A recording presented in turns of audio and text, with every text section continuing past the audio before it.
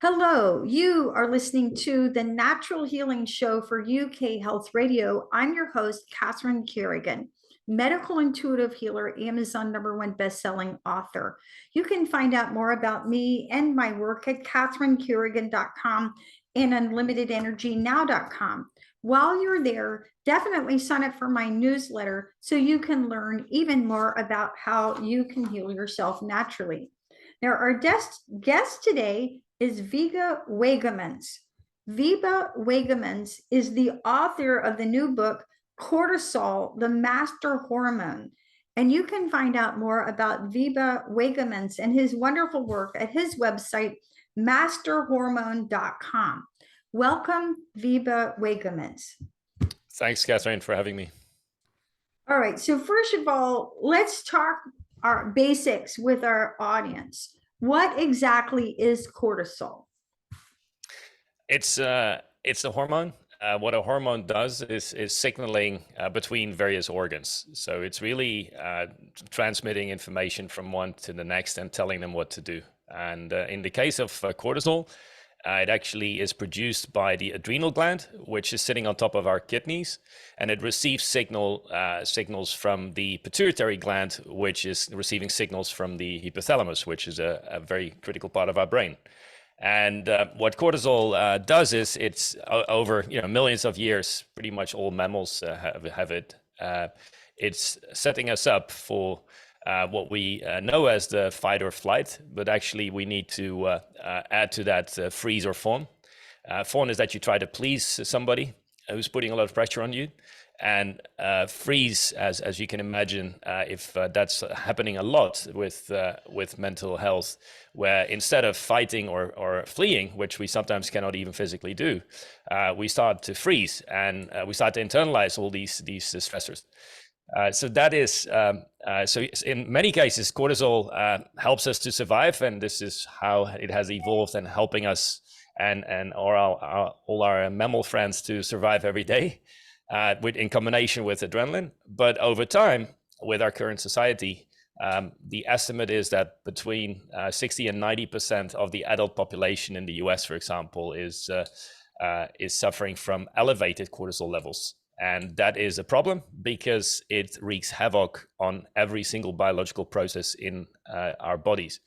And just to give you an idea how devastating the effect is, you type in any disease at all in Google Scholar, and you will find that somebody has found a correlation between cortisol, if not a correlation, sometimes even the cause or the effect of that disease with cortisol.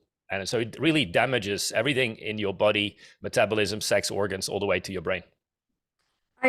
Wonderful information and couple comments. I've now taught yoga for 27 years. At age 63, I still teach 8 yoga classes a week. I refer to that as my mental health program.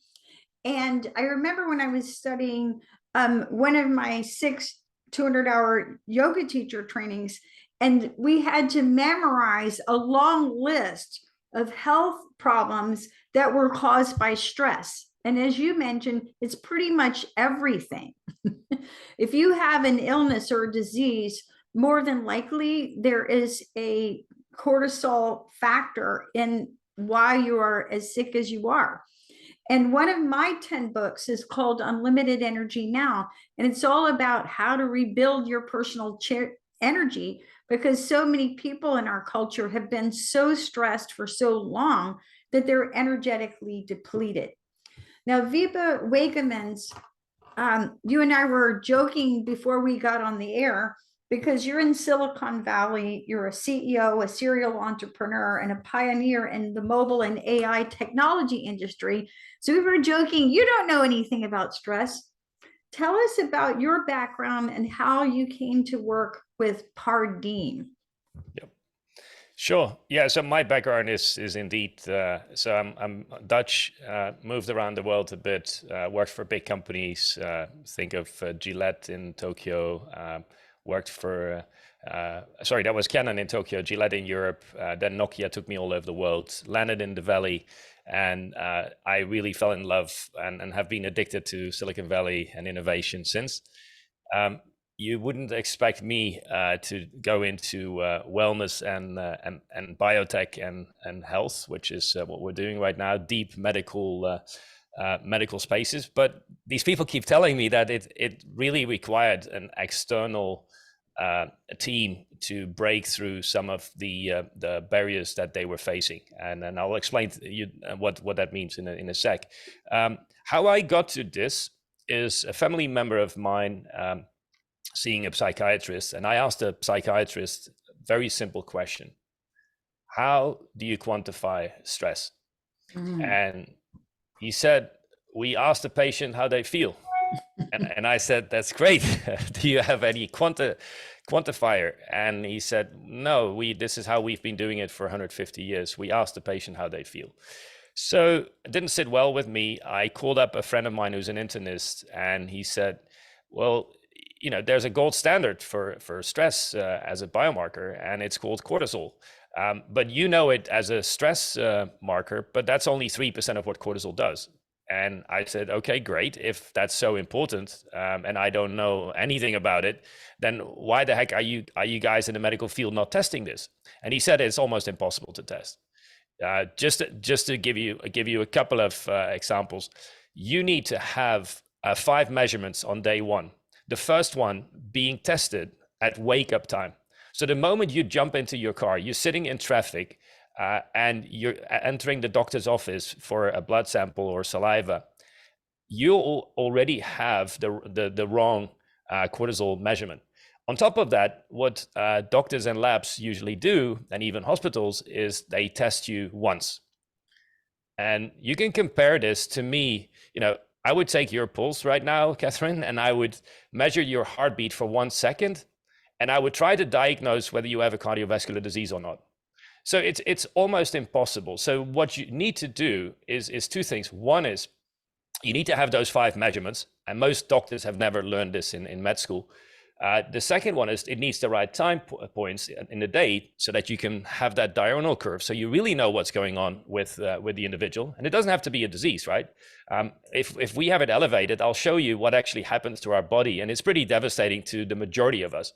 The other part is you really want to do this at home, unless you're tied to a hospital bed 24/7. Who's going to take those measurements at the right time? So the bottleneck really was, we've known, by the way, about cortisol and its devastating effects for decades. There's over 1.5 million peer-reviewed studies out there. So I didn't have to do a single clinical study. All I needed to do was read what was there already. And it turns out that the bottleneck is the lab test. So what if, instead of having your doctor run a test, whether it's saliva or blood or urine, send it to a lab, what if you would have that lab scanner, which is required? It's like a $10,000 device that's sitting in a lab or university or hospital. What if you could replicate that on your mobile phone and use your mobile phone as an AI, a computer vision device, and have that build the intelligence in there? So from a hardware perspective, it was actually possible. And that's how we got on this journey. So we reverse engineered it, and we got the proof of concept. We got to about already 4% off of lab readings last year, and the only way is up. Okay, now Wibe Wagemans. In my 29 years full-time experience in natural healing, for decades, what I have recommended people to do when they want to test their cortisol function is to do an adrenal function test. And there's lots of companies that do this. And it's usually a saliva test. And as you say, you do these tests at home, you order a test kit, you spit into the vials, usually 8 a.m., noon, around 4 p.m., and then usually about 10 p.m. And then from those results, then the labs will give you an idea of what is your cortisol curve. And as you said, 60 to 90% of people in Western society tend to have elevated cortisol. In addition to that, there are people who've been so stressed for so long that their cortisol levels are depleted. And based on that cortisol curve, you can make specific recommendations for people in natural healing about what do you need to do to become a healthier person. Now, again, before you and I were speaking, I was like, wait, we need to save this for our audience. You said that in your professional opinion, adrenal burnout doesn't exist. What do you mean by that? Yeah, so there's terms that have been floating around and are still being used by some physicians out there today, which have been caught up in science years and years ago, and some of them we used to use terms like adrenal fatigue, and there is no such thing as adrenal fatigue. Your adrenals don't get tired. It's really like you accurately portrayed actually how it works. So what happens is if you're stressed over time, your cortisol levels tend to elevate, and then when you go to an extreme, your body basically it's called the HPA axis, which are the three organs that I just explained before. So hypothalamus, pituitary, adrenals. That's called the HPA axis. That comes from the brain. Your brain is basically telling you, I've put so much cortisol in your body to protect you that now I'm going to, really protect your body and lower your cortisol levels. So basically the HPA axis is telling your adrenals to lower the production. So it's nothing to do with the adrenals being fatigued or anything. Okay, great information. Now, what is Pardigm? And how does your company Pardigm plan to test adrenal function in the future? Because this is really the wave of the future. Yeah, a couple of things. So first of all, yes, there are labs out there that you can send your results to, and some of them are based on saliva, which is great because saliva is actually a more accurate measurement than in blood, in serum. Because you want the unbound cortisol. But still, to measure it at the right time of day is absolutely critical. You can totally, by even being half an hour off, you can get the wrong information. So just saying, hey, measure it at 8 o'clock doesn't mean anything. If you wake up at 7 or 7:30, it makes a heck of a difference. So it really needs to be guided properly. And secondly, why wait? Right? Why wait for days or weeks until you have the results? If you can get the result at home on your mobile phone in a matter of minutes. So that's what we do. So we have the test strip, which looks very similar to a COVID test or a pregnancy test. And in our case, the second line always appears. It's a matter of the light intensity. So our computer vision is reading the exact score. So let's say 3.9 nanograms. Now, once you've done those 5 tests, we have a very accurate picture of your cortisol levels and what's going on. And based on that, we look at your goal. Your goal could be weight loss, or I want to get pregnant, or I have menopausal symptoms that I need to get rid of or at least lower. I'm an Olympic athlete and I need to know my training plan today. Cortisol is the #1 biomarker for all the above. It goes on. If you want to live longer, healthier, it's the #1 cause of the shortening of telomeres, and telomeres happen to be the reason why our cells die. Kind of important if you want to live longer. The same with, and this is for the UK listeners, they might have heard of the Whitehall studies. One of the best medical studies ever done, because it's gone on for decades. It's longitudinal, double blind, paid by the government, so no conflict of interest. And turns out that the #1 cause of early death in cardiovascular disease, which turns out our #1 cause of death in the modern countries, #1 cause of early death is not smoking. It's not overweight. It's not diabetes. It was very clear that #1 in longitudinal study was cortisol. Fabulous information. Now let's go back to my question. What is Pardigm? Is this a company you created? Yeah, we're a startup in Silicon Valley. we're a year and a half old, and we have the breakthrough that we can test biomarkers like cortisol and others at home. And we have built the technology, and that's the first part. The second part is, like we're talking right now, is getting the information out of how important it is to measure biomarkers like cortisol, estrogen, testosterone, vitamin D, and so forth. And then we have kind of a recommendation engine in the mobile app where, based on your scores and your goal, we help you, sorting out your symptoms. So let's explain for our audience in a real practical terms, how does this work? Like if I download the Pardigm app, how would I personally go about testing my cortisol? Right. So we are not in the market yet. So we have according to a biochemist, we had a breakthrough in the technology that is on the level of the Holy Grail in biotech.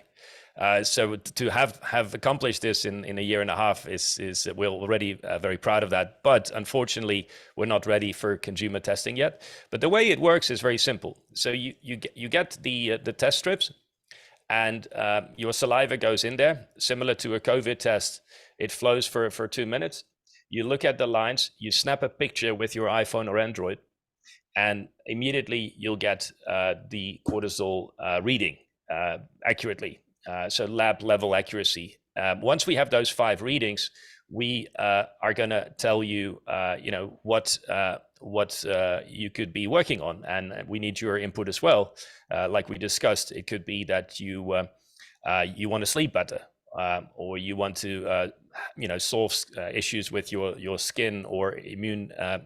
Maybe some you have some compromised diseases that you want to, that you think. Look, it's first of all, it's validation, right? You want to know, is it cortisol or is it something else? In many cases, it is cortisol. If not the number one cause, it could be a contributing factor. So lots of folks will be according to professors that we're working with, millions of people will want to test this in the next few years. This is super exciting information. And with that, let's take a break to listen to a commercial sponsor here at UK Health Radio. And we'll be right back with Wibe Wagemans, author of Cortisol, the Master Hormone.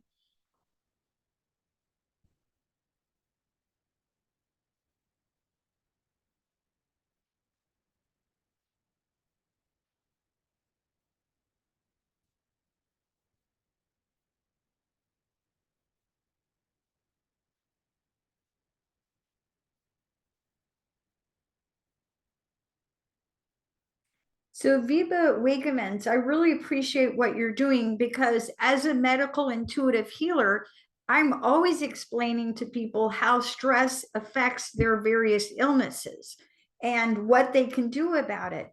And in this day and age, many people in the technology field have been involved in the development of personal apps that help you measure things like your heart rate variability and so on, that help you monitor your personal health.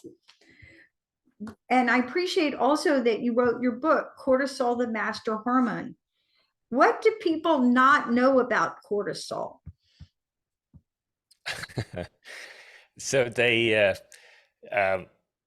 think it's just stress, and sometimes, and then let me be very clear, stress is helpful. Stress, we should embrace it. Stress, we should, and we actually are training you to master your stress. But the problems arise, obviously, that when the stress keeps getting elevated. And, even alpha males on Wall Street, they've had tests where they're also proud, like, I'm so stressed, I sleep so little. It turns out the return on investments, there have been very good studies done where the return on investment of cortisol elevated individuals, the ROI was much lower than of their counterparts who managed and balanced their cortisol levels. So it's detrimental in many ways, even for alpha males, even for professional Olympic athletes who we have been testing as well.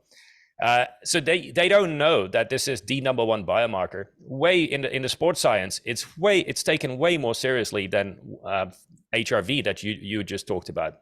heart rate variability, for the simple reason that HRV is not correlated with cortisol. It's correlated mostly with your breathing rhythm, which is not unimportant, but you want a variable that is giving you a good idea of what your readiness, both mental and physical, is, and also over time to be a stable indicator of what's going on in your body. I'll give you another example of some really, people that we look up to.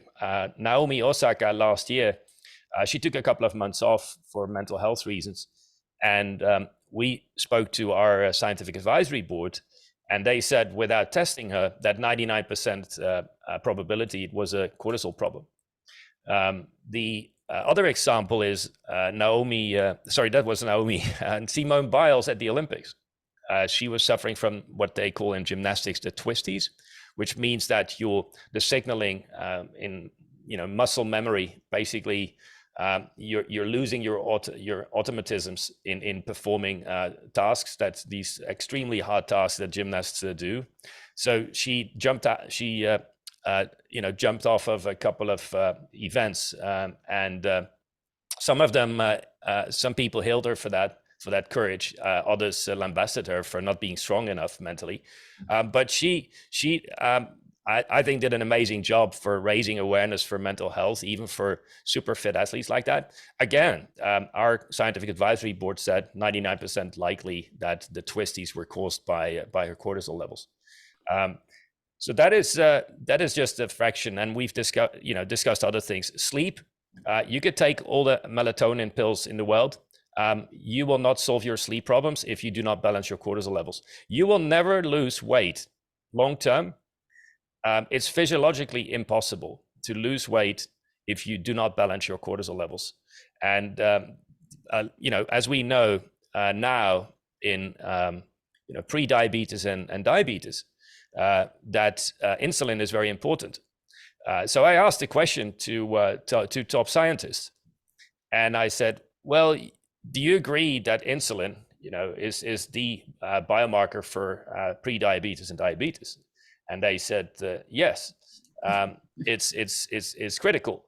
And you usually measure it at home with the glucose meter, or at your doctor's office with a marker called HbA1c.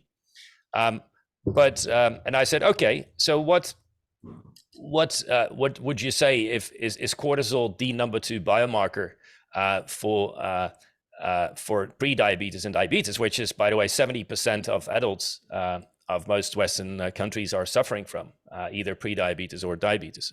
And they said, well, actually, we disagree. We think it should be at least on the same level as insulin.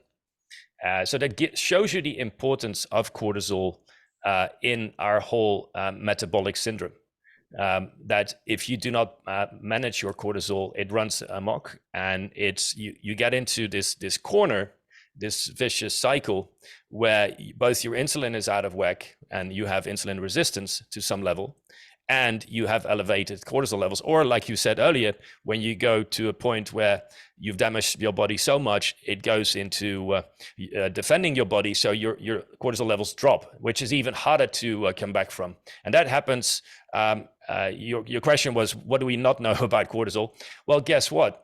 They just found that the only biomarker for long COVID is cortisol. The morning cortisol levels are 50% lower. This is coming from the immunology group at Yale.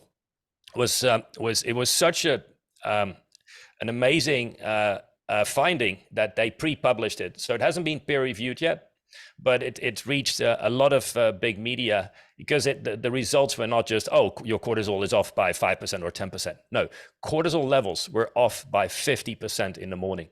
So it is really crucial for symptoms like long COVID, for depression, to measure your cortisol levels.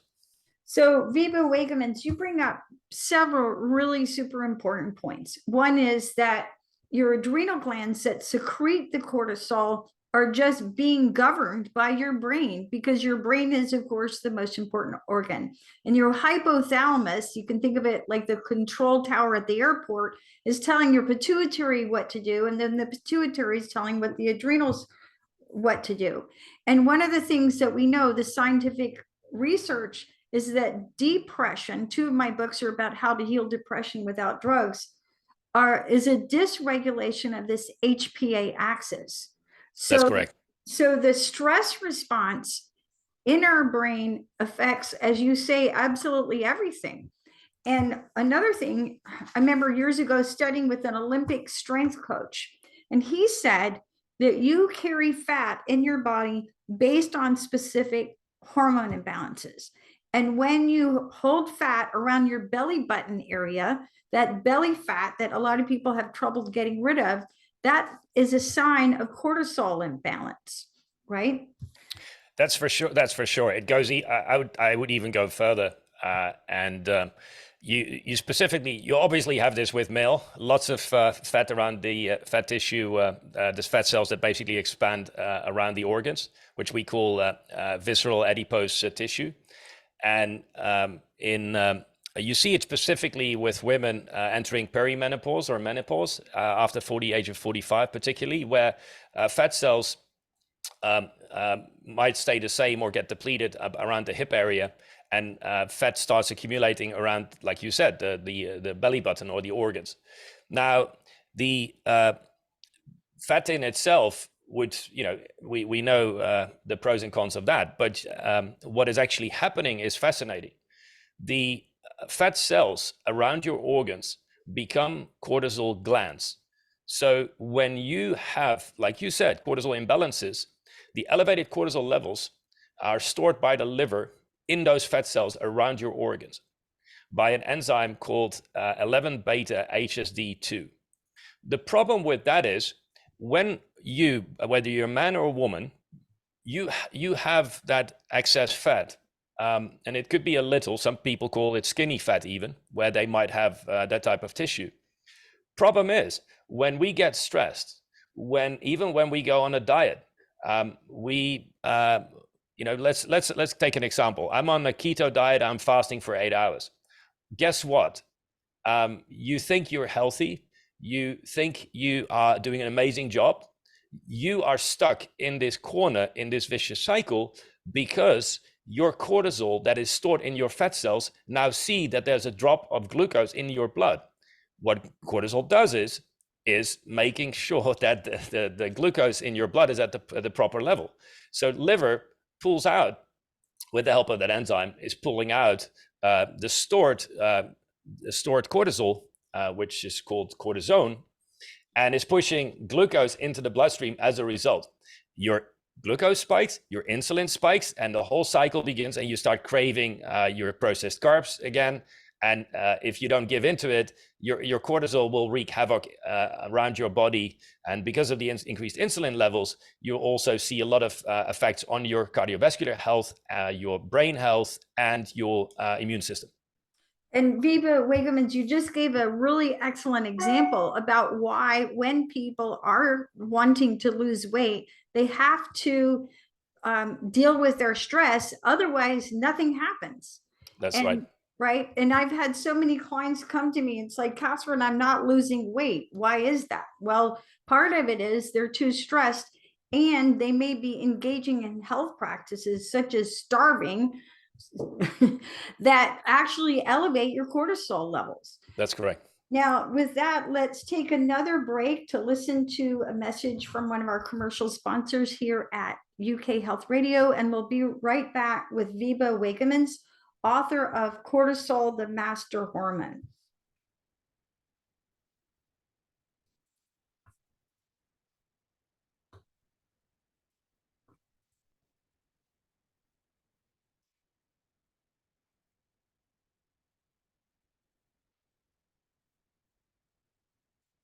So Wibe Wagemans, in my 29 years and of experience in natural healing, one of the people who's been most influential to me in understanding cortisol has been Dr. Diana Schwartzbein, medical doctor, endocrinologist.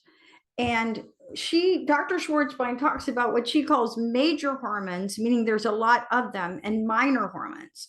And the way I like to explain it to my clients, if you're having problems with your female hormones, well, you can't get those balanced and you get your major hormones balanced. What are your major hormones? Cortisol, adrenaline, and insulin. What is the relationship, in your professional opinion, between adrenaline and cortisol? And for our audience, and I apologize for the double question, what is the difference between adrenaline and cortisol? Yes, for sure. First, I would argue that it's more important to look at, rather than major and minor hormones, I would look at upstream and downstream. Because you might have, like, I'll give you one example. A lot of women don't know that they have 10 times more testosterone levels, higher testosterone levels than estrogen levels. So it's not so much the major versus the minor. It's more of what is at the top of the food chain deciding everything else, and that is cortisol. And the second one I would mention is actually not insulin. It's actually thyroid. So it's really cortisol, thyroid, and then you go to insulin, and then you have, sex hormones are inhibited, as we just discussed, are inhibited. Both testosterone, DHEA, estrogen, progesterone are inhibited by cortisol if it's elevated, which basically means, and I'll go into that in a little bit, that a 20% elevation of cortisol would render any woman infertile. So that is a major finding that people don't realize. If they don't understand why they can't get pregnant, well, guess what? You might want to validate your cortisol levels. Back to your question on the difference between cortisol and adrenaline. It's fairly straightforward. Both come from the adrenal gland, which is this little organ on top of your kidney. And your adrenaline, or epinephrine, as we call it, is being released immediately in a split second.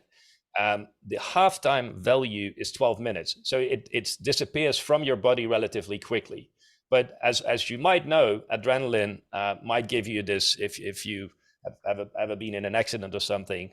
I hope not, but you might have seen this release where when the adrenaline goes out of your body, you might start shaking or shivering, or this amazing effect that it has. Because what adrenaline does, it pushes all the glucose that's stored into your bloodstream to have every cell in your body wake up and survive, to fight for your survival.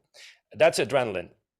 The cortisol kicks in a little bit later, and the half-time value is 66 minutes. Problem is, if it comes down after those 66 minutes, great, right? We it has come to great benefit, doing a test at the university, running a race, being amazing at work, giving a presentation for a large group of people. But guess what? When it stays elevated by all kinds of dopamine hits, poor nutrition, stressful situations, social media, then we run into trouble. So that's really the key difference between adrenaline and cortisol, that cortisol elevation over time is the number one culprit.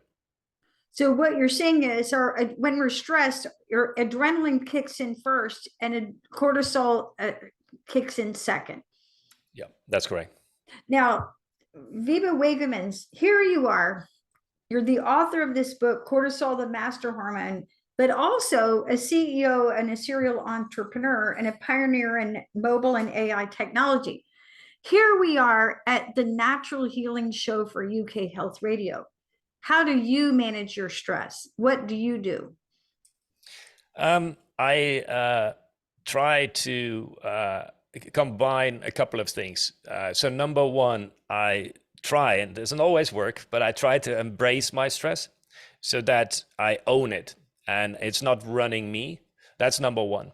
The second one is really the biggest one, I would say, is nutrition.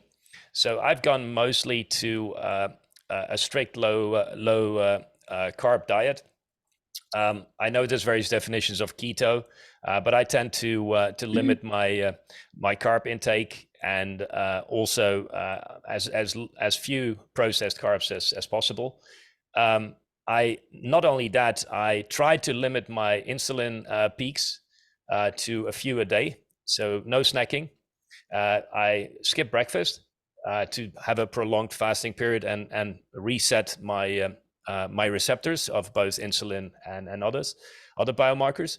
And once a quarter, and I've been doing that now for 6-7 years, once a quarter, I do a 5-day water fast.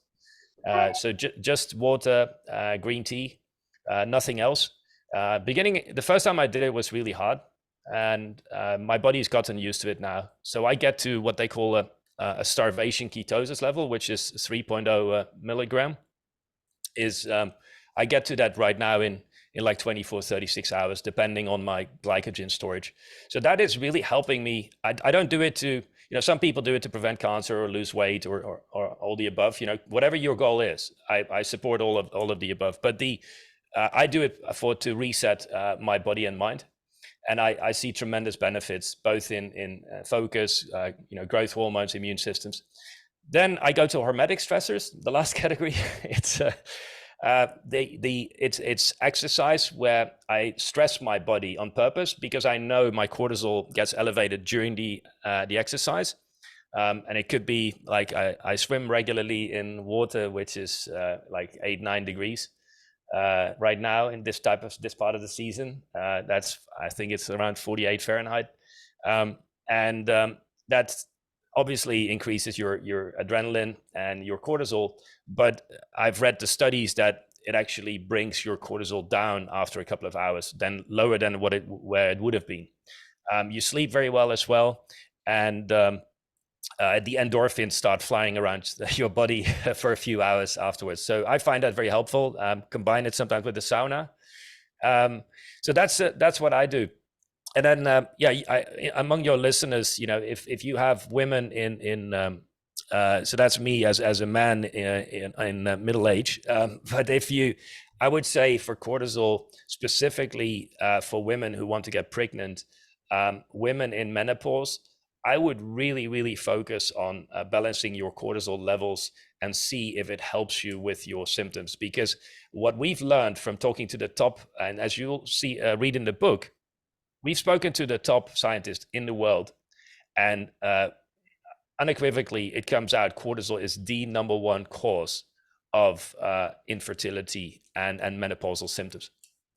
I agree with you 100%. And I really appreciate also your personal testimony of swimming in freezing water, not eating, fasting for 5 days at a time. And as a medical intuitive healer, my comment is that's what works for you, but I wouldn't venture to recommend some of those approaches for absolutely everyone. Because and you would agree with that as well, I'm sure. Absolutely, and let's not forget, male and female bodies and minds are totally different, and especially, I made the example of menopausal women. You really want to be careful in putting too much stress on your body by, for example, you cannot put them on a similar fasting plan as a younger person. You are increasing cortisol levels, and you might make it worse. So you have to be really careful in what you do, both with nutrition and fasting.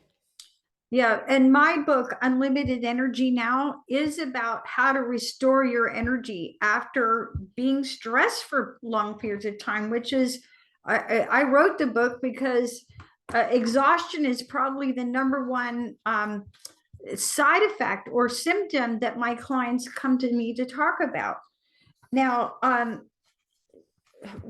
will you share for our audience, what are the 3 most important takeaways that you want people to learn from the book you wrote, Cortisol, the Master Hormone? I would say, number one, validate whether cortisol is affecting you, whether it's affecting your weight, your depression, your PTSD, your postpartum depression, it goes to pretty much everything we've discussed, cardiovascular health. It goes into sex drive, erectile dysfunction. I mean, it's just insane if you dive into the data.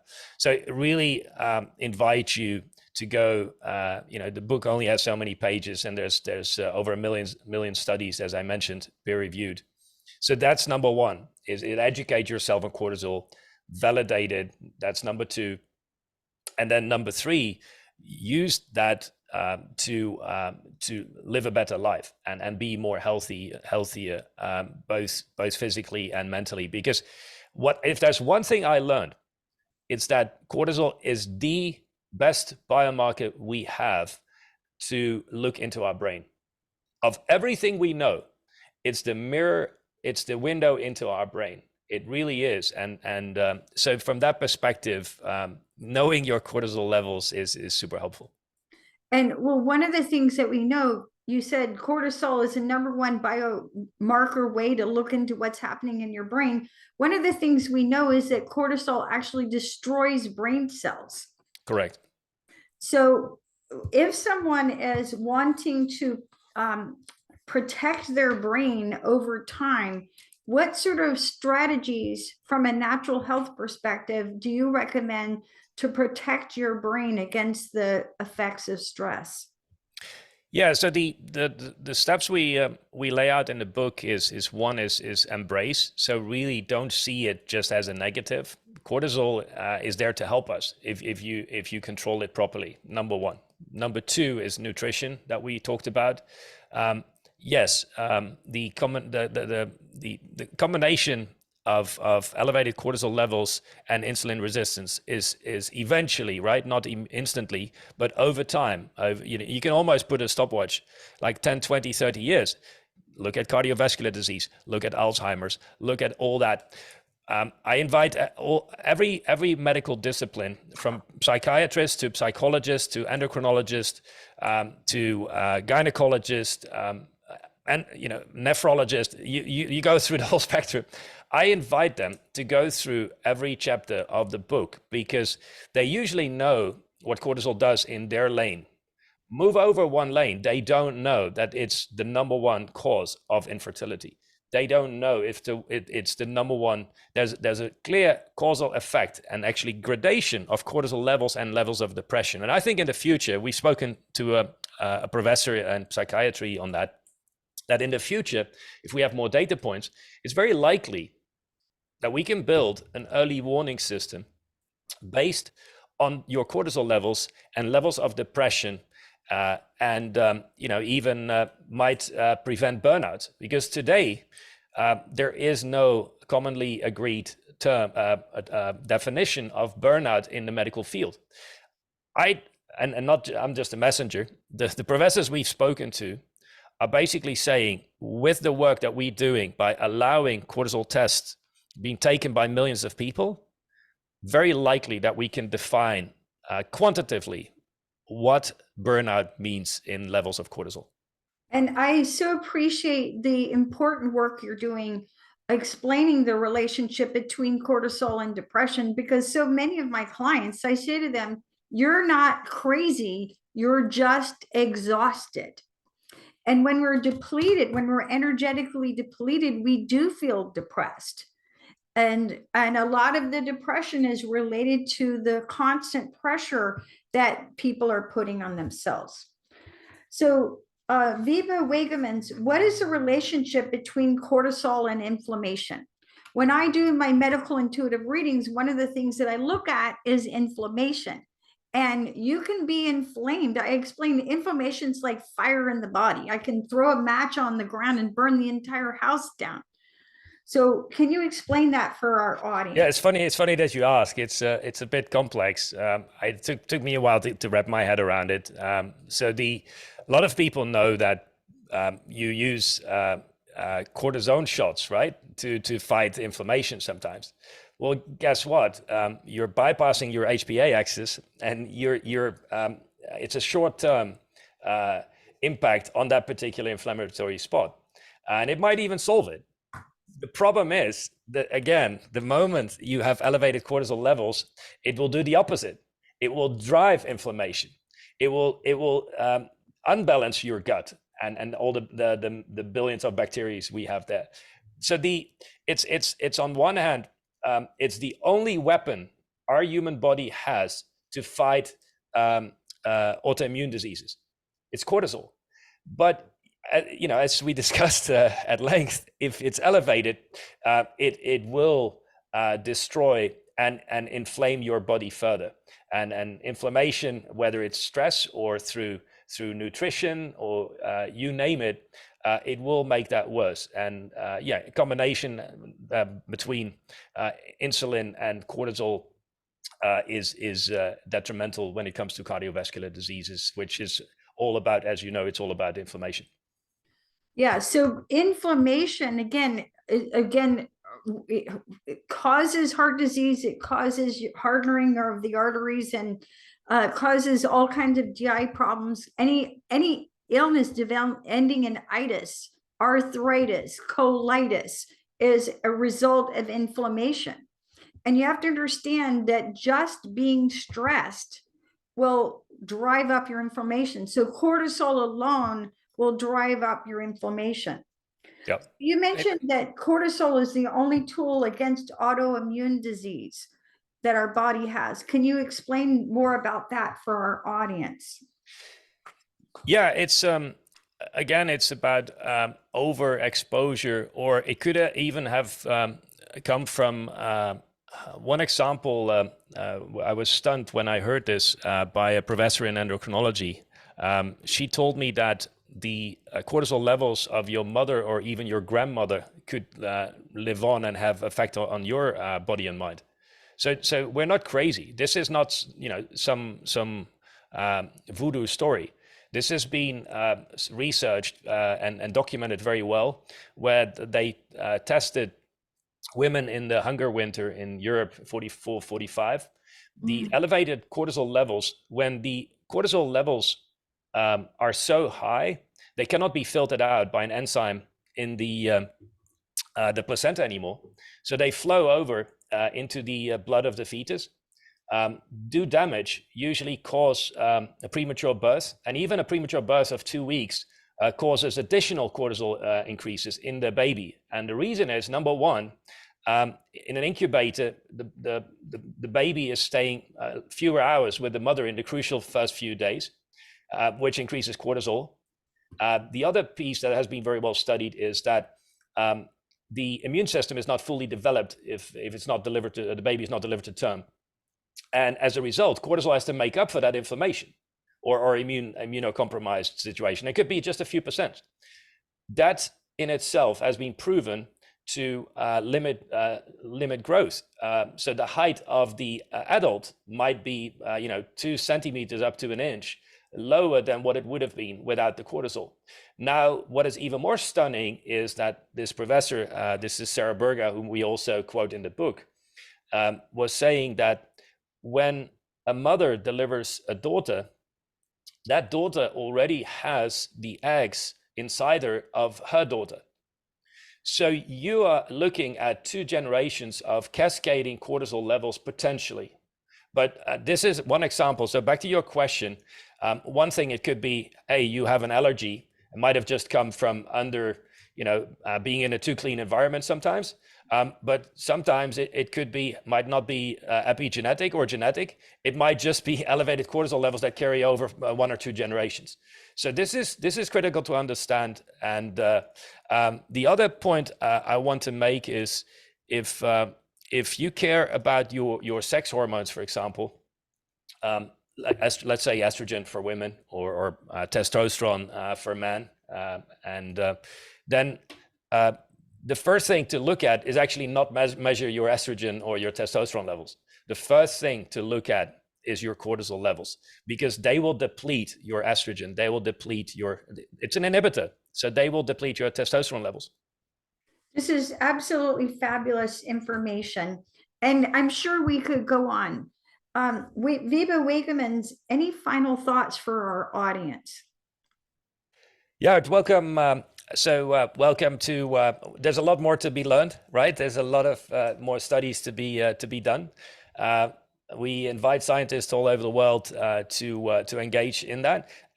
To your listeners, I would say educate yourself. And if you're interested in participating in the first test next year, please sign up for our waitlist on Pardigm.com. On Pardigm.com. You've been listening to the Natural Healing Show for UK Health Radio. I'm your host, Catherine Carrigan, medical intuitive healer, Amazon #1 bestselling author. You can find out more about me and my work at catherinecarrigan.com and unlimitedenergynow.com. While you're there, definitely sign up for my newsletter so you can learn even more about how you can heal yourself naturally. Our guest today has been Wibe Wagemans, CEO, serial entrepreneur, and author of Cortisol, the Master Hormone. And you can find out more about Wibe Wagemans and his wonderful work at his website, masterhormone.com. And remember, when you manage your stress, you begin to heal yourself naturally. Thank you so much for listening, and we'll see you next time.